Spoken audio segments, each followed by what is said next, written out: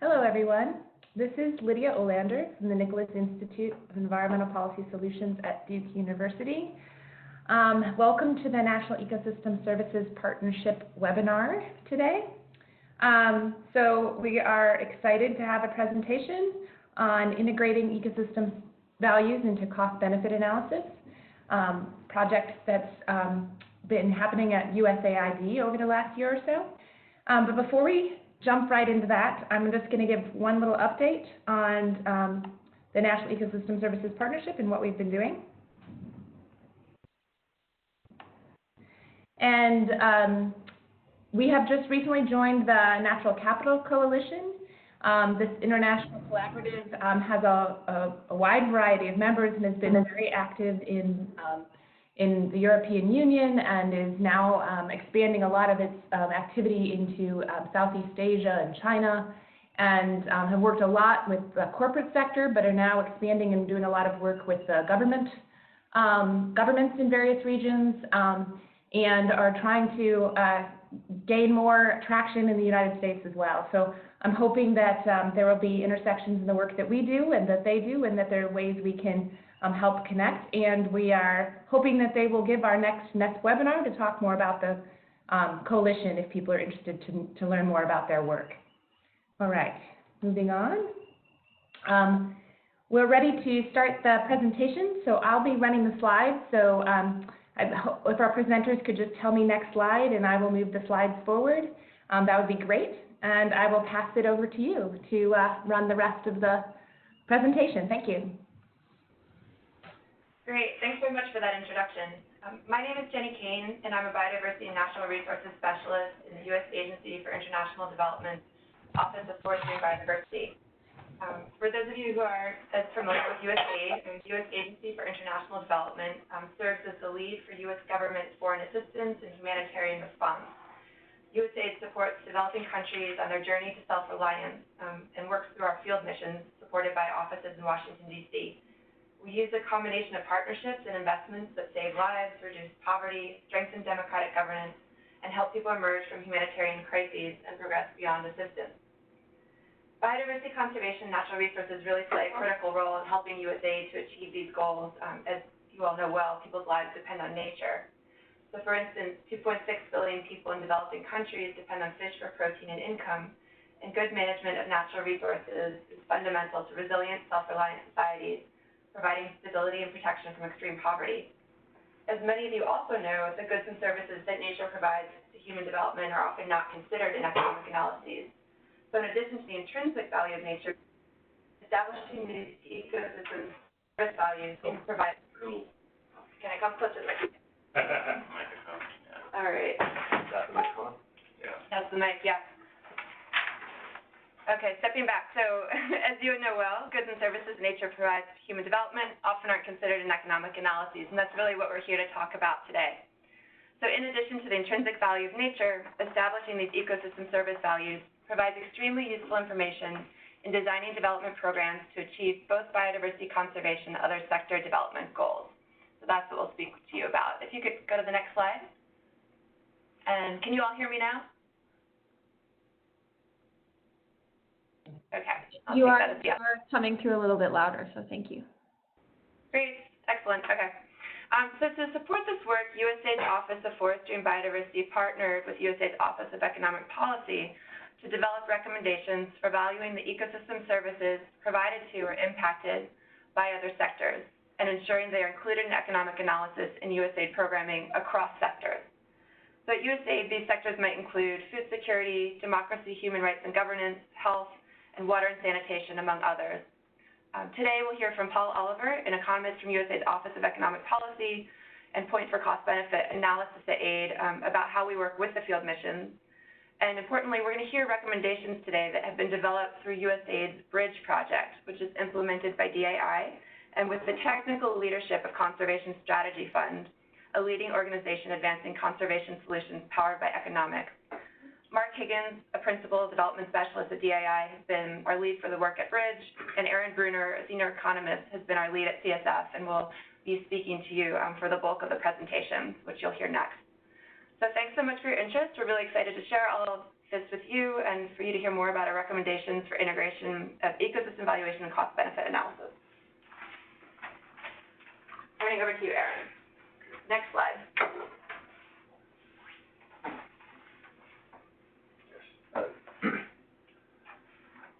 Okay. Thank you, Jenny. Thanks, Lydia. Thanks, Sarah, for having us. If you wouldn't mind going back one slide. Yeah, thank you. I'd like to just say one more thing by way of introduction before we get into this, and that is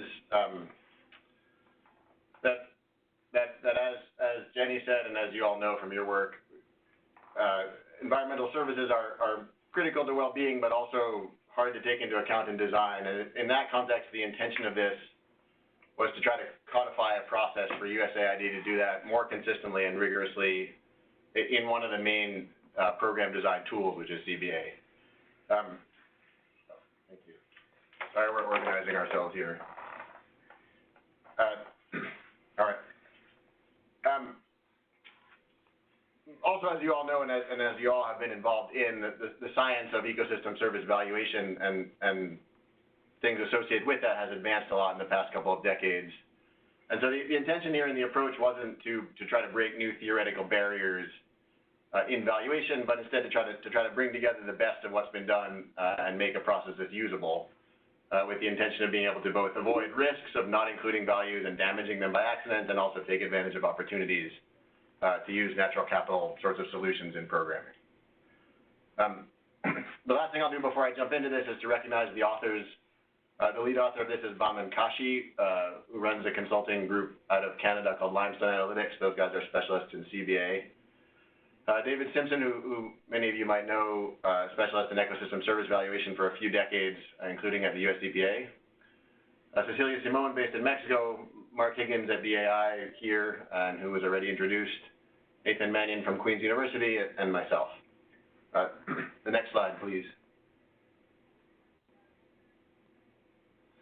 So we'll do 5 things for you today. The first is to talk a bit about why it's useful to include ecosystem service valuation in CBA at AID and elsewhere. That's something that you all know well, and we'll go through it quickly. A couple of slides on the consultation that took place to develop these recommendations and where that left us with a point of departure for the recommendations. Most of the time on the recommendations themselves, in particular, a set of steps recommended for people doing valuation in CBA. And then some discussion of institutional recommendations for USAID to go beyond how to do this right in place, but if it is useful, how to have institutional change. And also discussion of USAID's teams and mechanisms involved in that. And finally, some discussion. Next, please. Okay, this is the first one. Why it is important to include ecosystem services in CBA, and I'll do this by giving some examples, which you all are probably familiar with, at least some of them, or maybe even did some of them. Next, please. The first one is a study now about 15 years old by Taylor Ricketts and his colleagues. These people looked at a coffee farm, and they observed coffee production as it regarded distance to forest patches where native pollinators lived. And what they found is that production is 20% higher nearer to native forest patches than it is far from them. And the value of that they found was $130 per hectare per year. So one example relevant to USAID programming pollination from native pollinators in forest patches around farms. Next, please. This example is from Colombia, more recent. In this case, Leo Saenz and his colleagues modeled the value to hydropower production of reforesting a catchment above a dam. And in particular, what they found was that reforested cloud forest area would reduce sedimentation by 3.5 times and also increase water flow by 6%, both of which are especially valuable in the dry years when flow would be less. And that they valued at $120 per hectare per year. So another area of relevance to USAID programming. Next, please. So this is the last one I'll talk through. This is an example from windy impenetrable forest in Uganda, which, as you know, is one of the few places where you can see mountain gorillas. This is work produced under USAID's BUILD program, and at the time this was being done, the Uganda National Road Authority was planning a whole bunch of roads around the country, including one, the black line there in the map at the bottom, that was meant to improve tourist access to the jumping off point for gorilla tourism. The project CBA in this case showed that, in fact, that was the cheapest way to get tourists quickly to that spot. And what Bill brought to this was an analysis of the potential risk to gorilla tourism if gorilla groups either fled from increased traffic or if a gorilla was hit and therefore not available to be seen by tourists. And that loss was quantified at around $35 million, I think, just in loss of fees. And the interesting thing about that for this purpose is that including ecosystem service in this CBA ended up with a different recommendation than just the standard CBA without valuation. Next, please. There are other examples. I won't talk through them. You all are familiar with them, and like I said, I know you all have generated many of them yourselves, but they range from agricultural pest control by bats to coastal protection by mangroves to disease control by vultures, you know, and a huge et cetera. Next, please. So what might we do with this kind of information for program design within CBA? Well, the one thing is to modify design. An example might be the road study I showed a minute ago, where a different road would look better once service valuation was included. Another thing would be to compare traditional and green infrastructure approaches. USAID, you know, among others, has done a lot of work or done work lately on, for example, mangroves for coastal protection as compared to dikes or other seawall sorts of things. We might identify projects that seem good but are actually non-viable once the extent of the damage they cause is quantified, or the inverse. We might find examples where projects look especially good once positive externalities are quantified. An example there might be a water purification plant that looks good anyway and then has the additional benefit of improving fisheries downstream. And finally, we might use these things for ex post evaluation to learn what we achieved and also why, and what the channels are for being able to have more effective interventions that include ecosystem values. Next, please. Okay, so that's it on the why, the justification. The next thing to talk to you about a little bit is what the consultation process was and where that left us in writing the document. Next, please. In terms of sources of information and input, we did a bunch of interviews at USAID with people that either use CBA or are involved in these sorts of issues. We did 7 external interviews, including with you, Lydia. Thank you again for your input. And also with people at MCC, at the Forest Service, at the Army Corps of Engineers, and people that are now retired but had spent their careers in this space. And finally, we did a literature review. We looked at theoretical literature on principles. We looked at advances from other groups, including from NESP. We tried to develop a set of case examples around ecosystem service valuation as it related to USAID's program areas. And we also reviewed I guess a subset of the most sort of accessible models for service valuation modeling, and finally databases. And I'll show you examples of what those look like as we get into this further. Next, please. So then where did that leave us? First of all, and I think that this wouldn't be something questioned by this group, but it was an important thing to be clear on as we started, that ecosystem service valuation, at least when it's done right, is a valid approach within economics. But at the same time, many of the best examples, I think most of them are outside of cost-benefit analysis. And in fact, in the case studies, very few come from CBA itself, even if they could be inserted into that process. CBA is useful among multiple tools in both design and ex post assessment of programs. Third, guidance is needed or was perceived as needed by the group we spoke to in that existing resources were either not known or else they weren't well organized to be easily used within USAID. And that was the jumping off point for trying to make a guidance document. And then fourth, guidance was seen as a key step, but only a first step. Once you generate guidance, you need to try it, and when the rubber hits the road, inevitably things are different, or you learn things, and that then would need to be refined and tested and made better, and then eventually, you know, again, to the extent that it's useful, worked into USAID's in-house capacity building program around cost-benefit analysis. Next, please. Okay, so then this is the main part of this, which is to share with you a little bit the recommendations for practitioners, that is people doing cost-benefit analysis with service valuation in them. Next, please. The content of this report is these sections. First, like I mentioned, a set of recommendations for practitioners. This is meant to be very, very tight, very usable. I think it's less than 20 pages.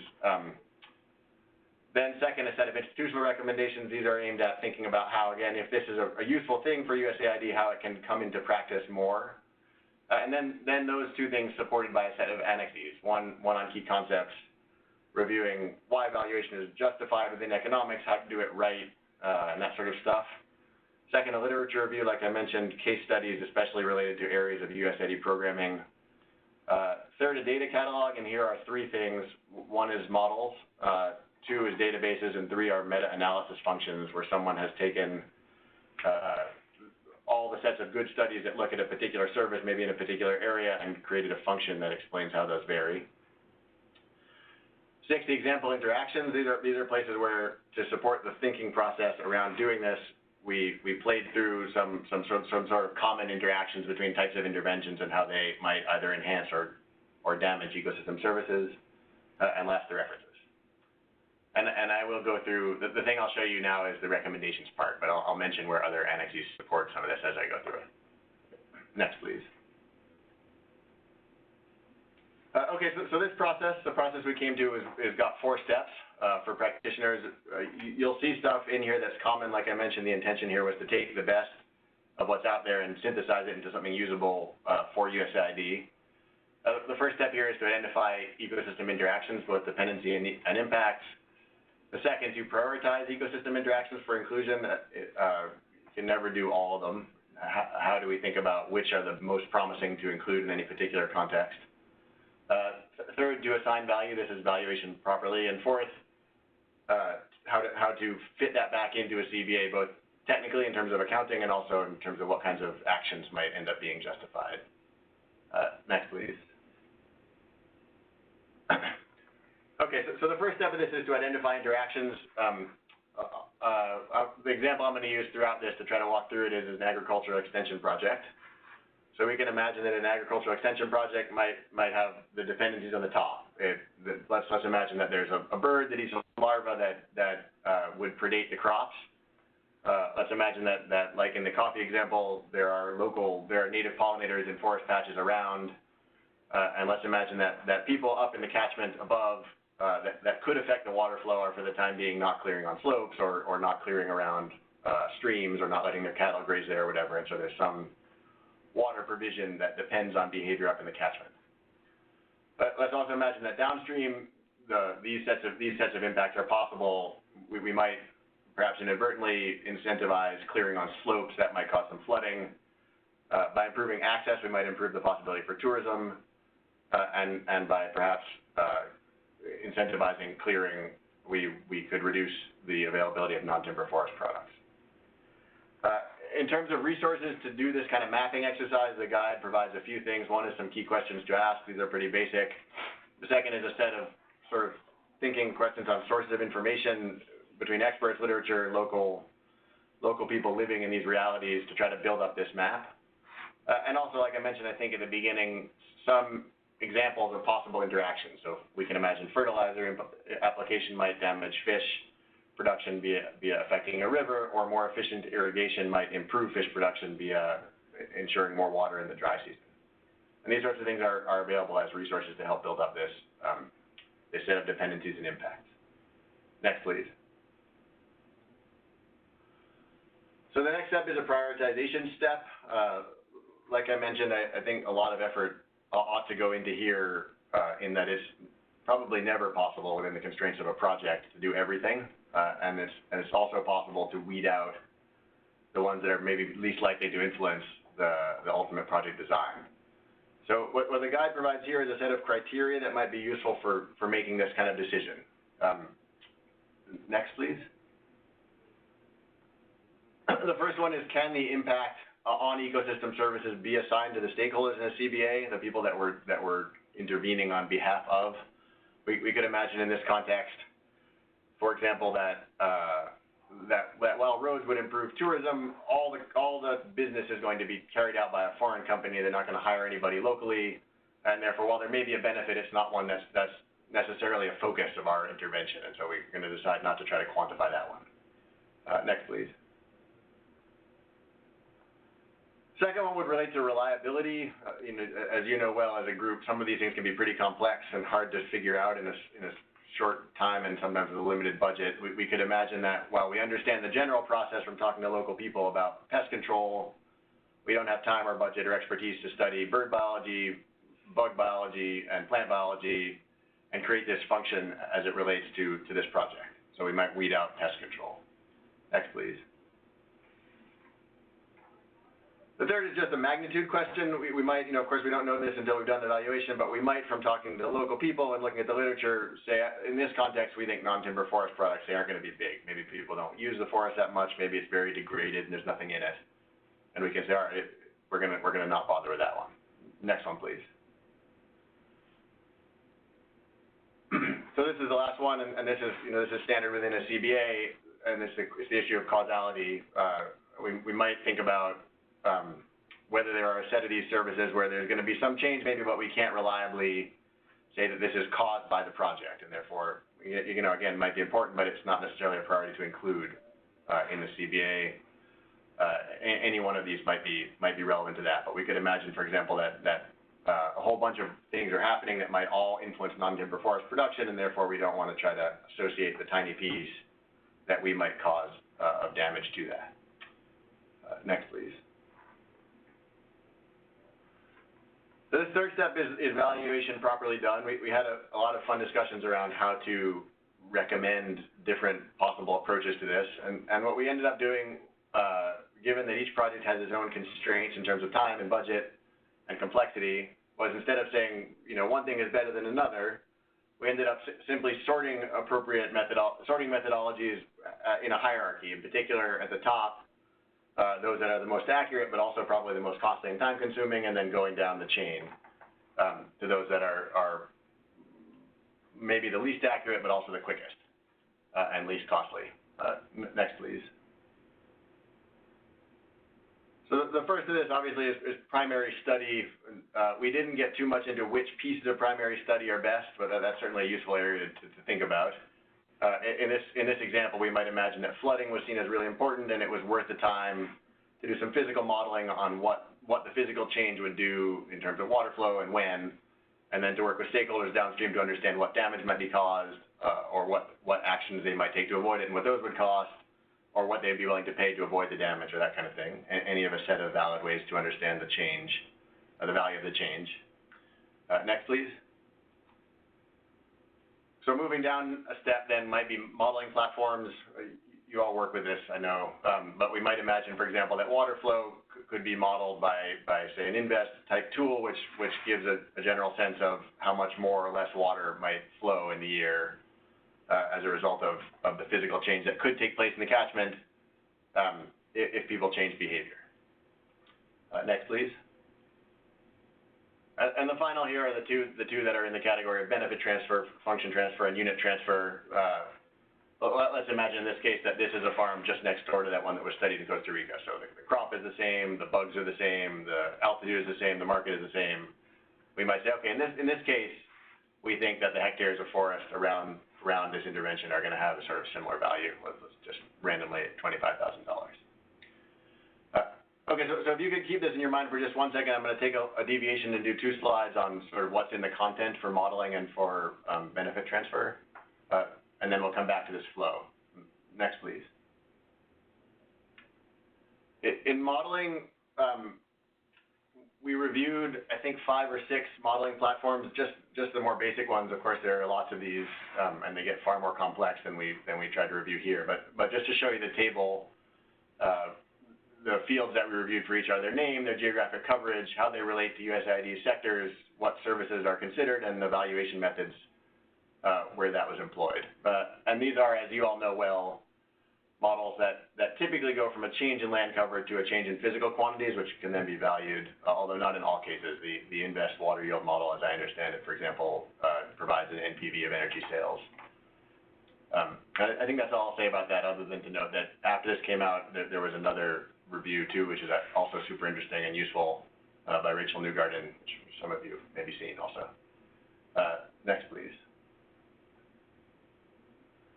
The other thing here is to support benefit transfer and just general literature review. We provided on the left a review of databases, the name, the coverage, the program areas, and the services. Again, some of these are the typical ones, like the Ecosystem Service Valuation Database or the EVRY database. There are some that may be sort of less commonly used, although probably they're ones you all know about, related, say, to coastal protection, that sort of thing. All meant to help the agency more easily identify cases that are good in the areas that they're working in, and also both for benefit transfer and to just learn about what's being used where.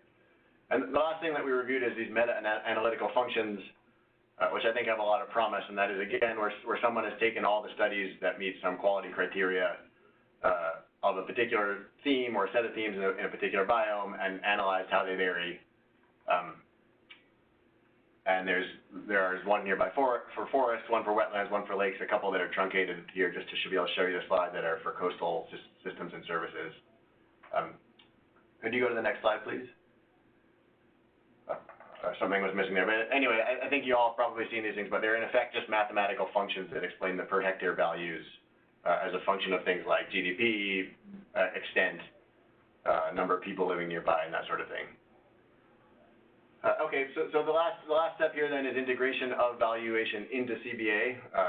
That is, of course, the intention of doing this, how these values affect what the CBA says. USAID has a strong existing set of guidelines on CBA, so that the focus here was just on the accounting. That is where this stuff actually goes into the CBA calculations. And then also things like uncertainty. So on the bottom you have a graphic in a couple of the more sort of easy to deal with uncertainty cases where costs exceed benefits and also exceed even the range of possible values for an excluded benefit, so that the conclusion isn't at risk of changing based on valuation or the opposite. Next slide, please. And then the last point to make here is, again, that the purpose here is to try to improve delivery of objectives. So we could imagine, for example, that the modeling that was done for flooding led us in this loop of thinking about of using CBA to design programming, that in fact, if we could avoid clearing on slopes which represent only a fraction of the area that might end up being cleared, we could avoid most of that damage, and that sort of intervention might change the intervention and also improve the outcome.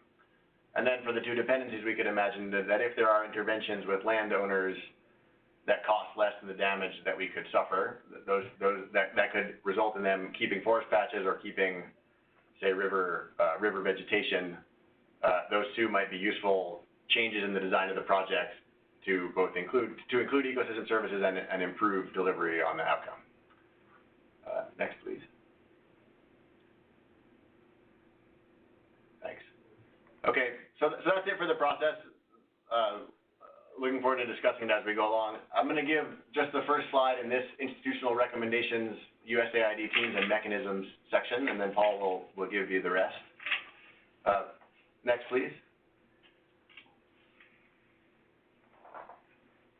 So there were 5 institutional recommendations that came out of this, and again, like I mentioned, the intention here was to think about what kinds of things, if this does prove to be useful, could support USAID in having an institutional shift towards incorporating it into the culture and into practice.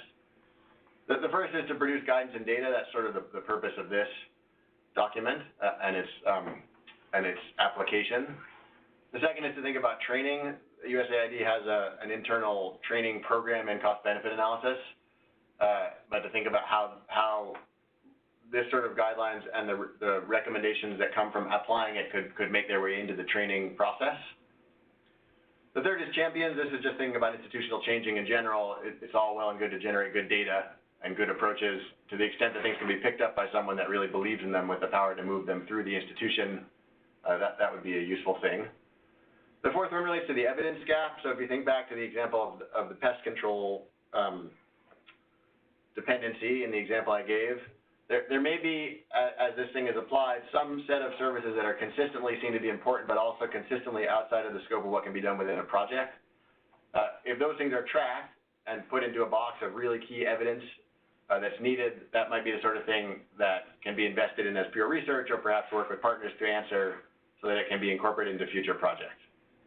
And the fifth one that came out here was that most of this was conceived of as how to get ecosystem services into interventions aimed at development objectives, that is, quantify ecosystem service values for that purpose. The flip side is also possible and was seen as possibly useful, and that is to take biodiversity projects with a biodiversity objective and justification and think about whether there are ecosystem service values either that justify them in economic terms or at least point to a co-benefit in addition to the biodiversity outcomes that might be useful. Anyway, that's all I'll say. Paul is going to give a few more slides on USAID.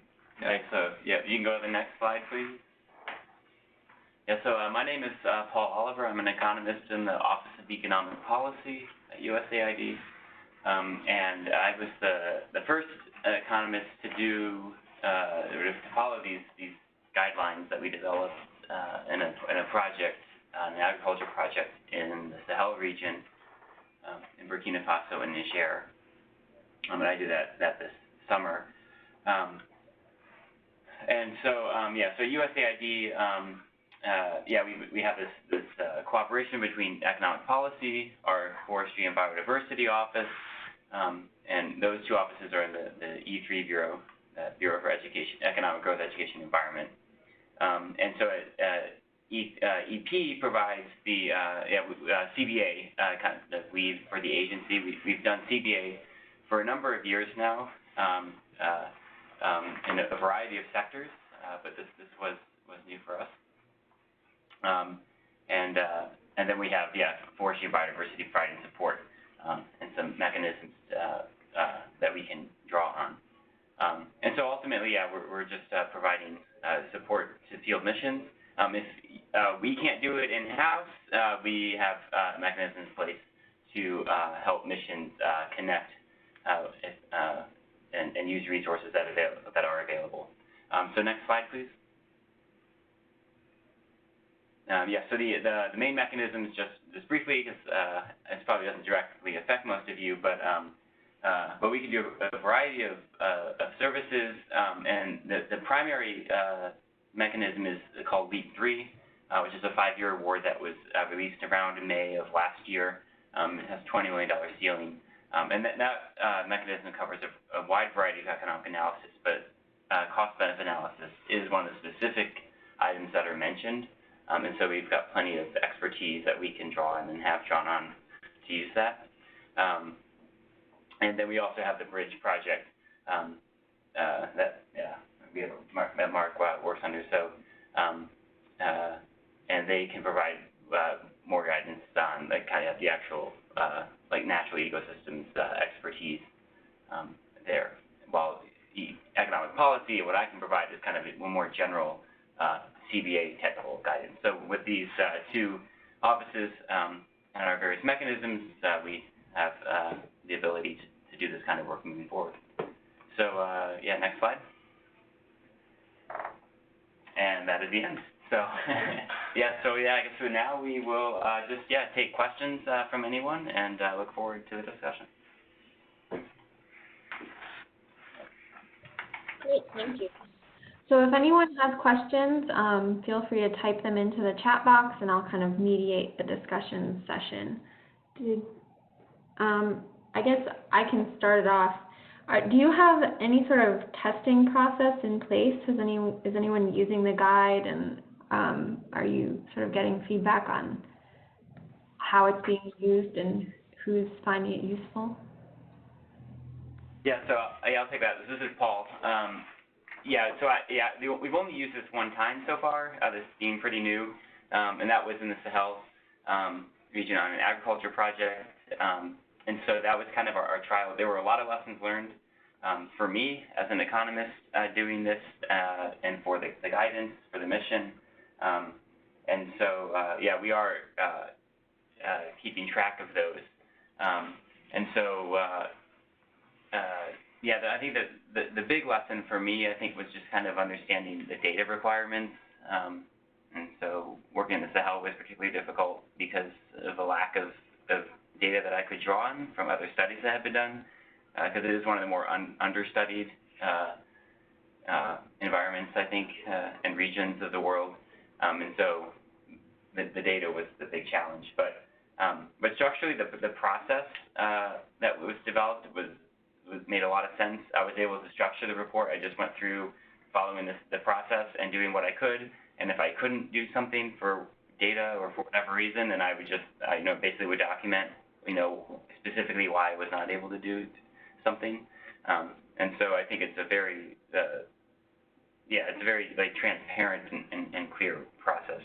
So that's the only thing we've done so far. But we're in the process of trying to do some more work with other missions and other types of ecosystems and ecosystem services. Forests is one, Sub-Saharan Africa, and so we'll see where it takes us. Jimmy, did you want to add? This is Mark Higgins. I'll add another couple of quick things.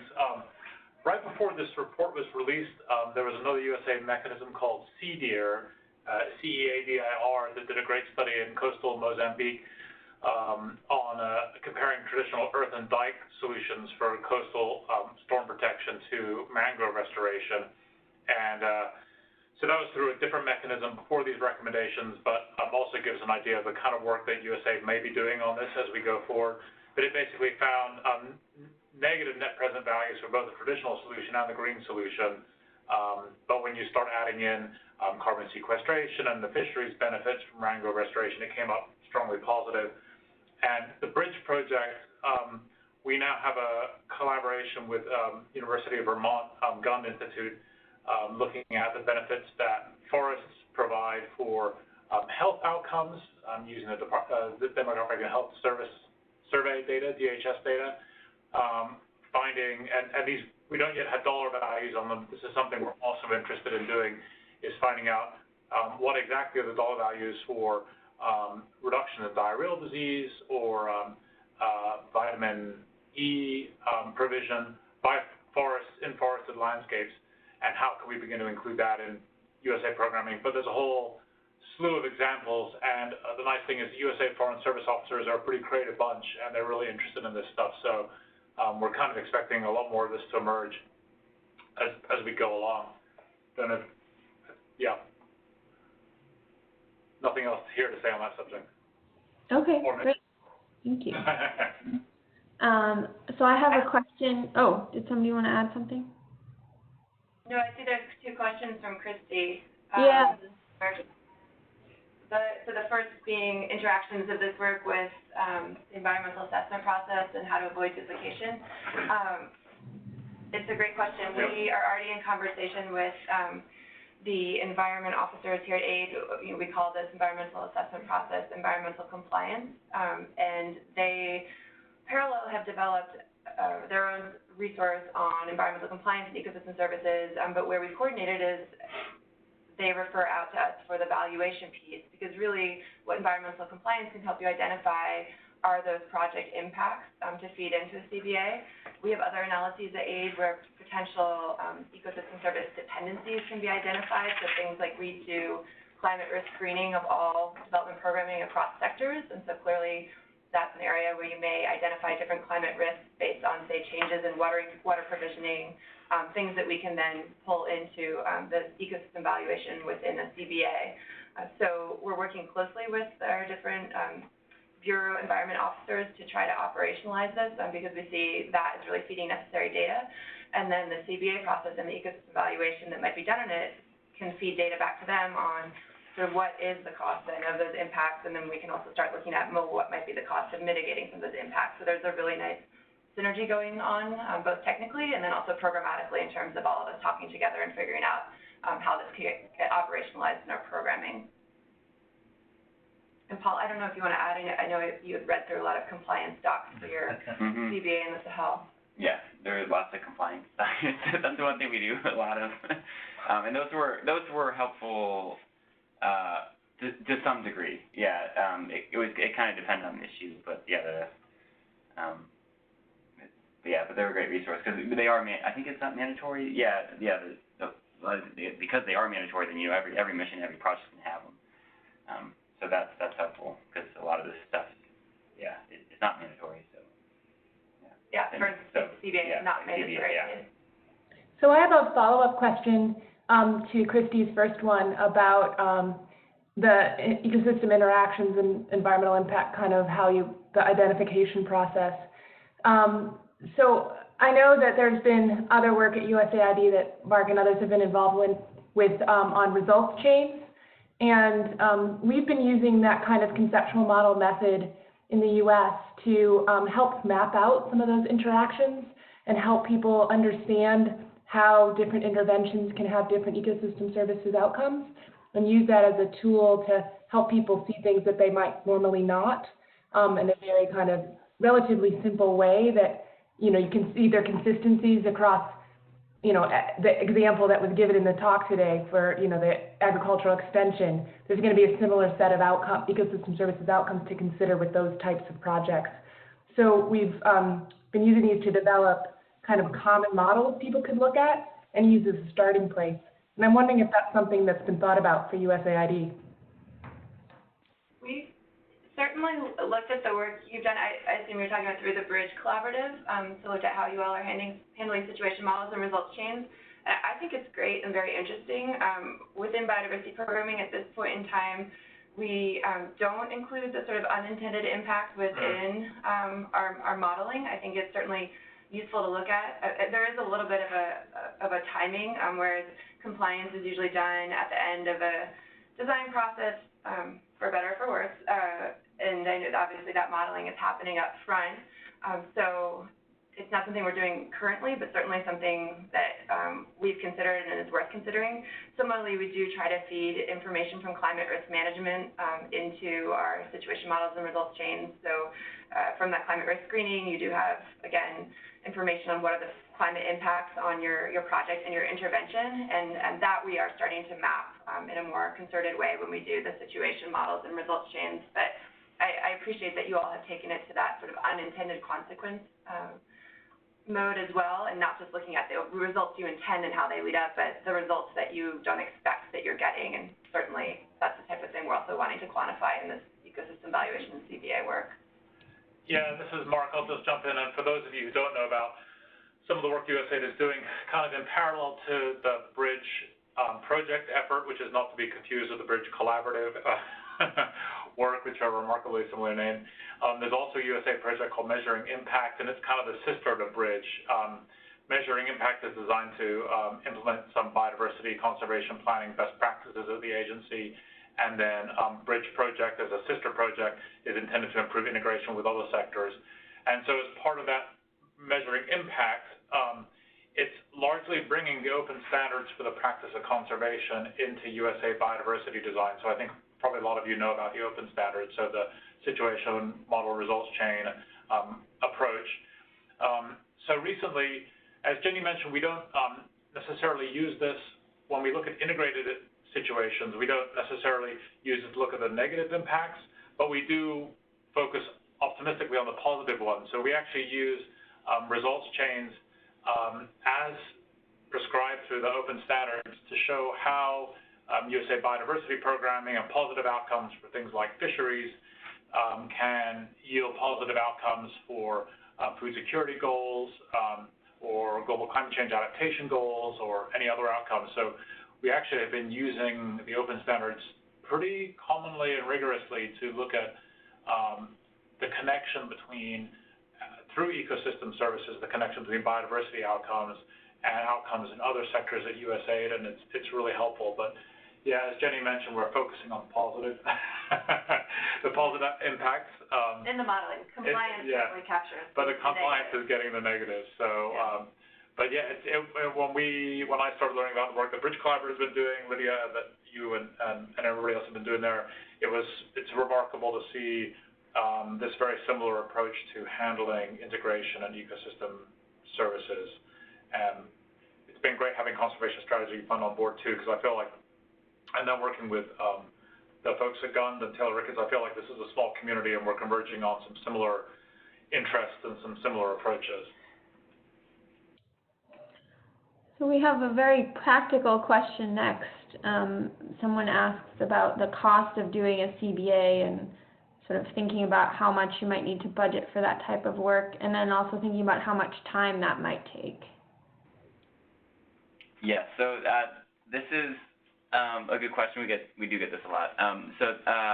It's very hard to say exactly how much because the scope of a CBA can range, widely, and then of course the cost will be proportional to that. But typically at USAID, we say it can be like $100,000 to $200,000 if it's like a big agriculture project. But if we're doing the ecosystem services component itself, it would, like, if it was a tag on, it would be much less than that. So like in the Sahel, I spent maybe a couple months total doing the ecosystem service, and that wasn't even, 100% dedicated time during that 2 months. So, but I was tagging along with the CBA team that had already been contracted out and was doing all the other work, and I was able to use their model and their cash flow to do what work I could. So even the example we have is not a very good one because it's not capturing all the costs of that. But yeah, I'd say like in the 100 to 200 range for a CBA. Now, but you could do a more limited ecosystem service, evaluation of some kind that would be less. So yeah, sorry, it's kind of a not very good question, but it all depends on the details of the project that you're evaluating. And I'll just add also the timing. So obviously, if you're doing a midterm CBA, then the implementer will likely be absorbing the cost. But if it's done during project or activity design, that would actually be USAID absorbing the cost. And then time. A typical CBA would take about 2 to 3 months, start to finish. But that's for the project, and ecosystems could be a subset of that.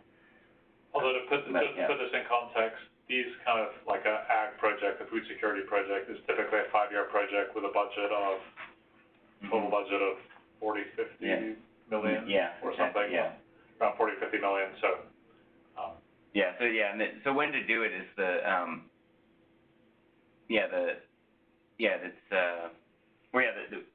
not every project is a good candidate just because of the cost. So if you are doing a $40 or $50 million project, putting in some money for evaluation like this does matter.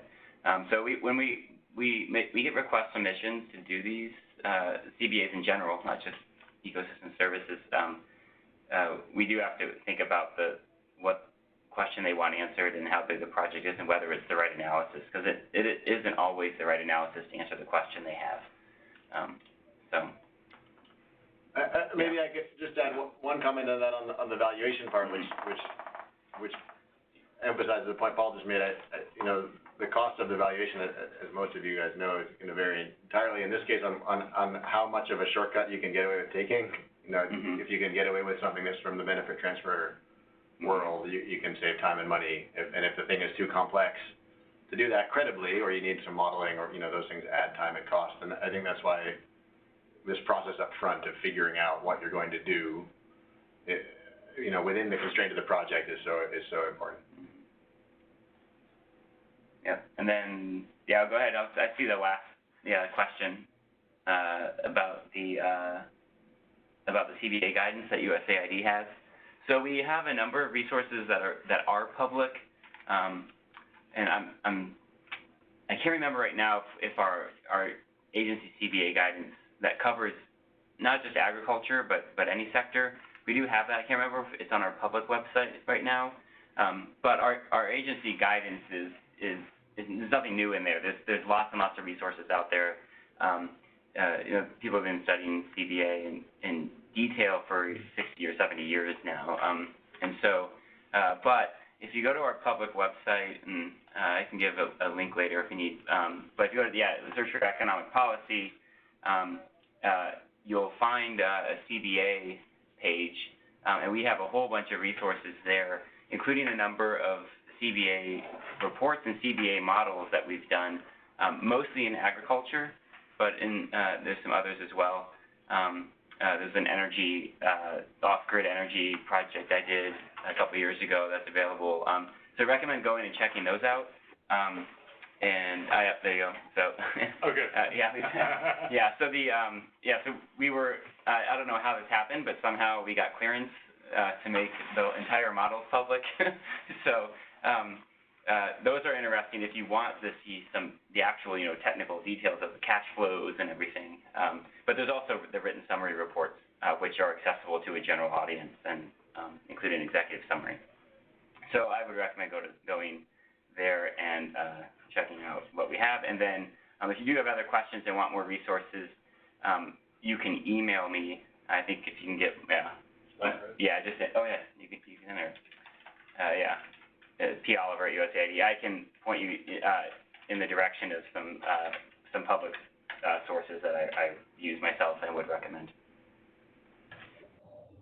And there's my. Great. Well, thank you very much. That was the last question on our chat box. Really great resource. It's fun to see it out and completed, and I hope it's useful to not just USAID, but others trying to do similar work. So thanks so much for presenting today. It was a great presentation.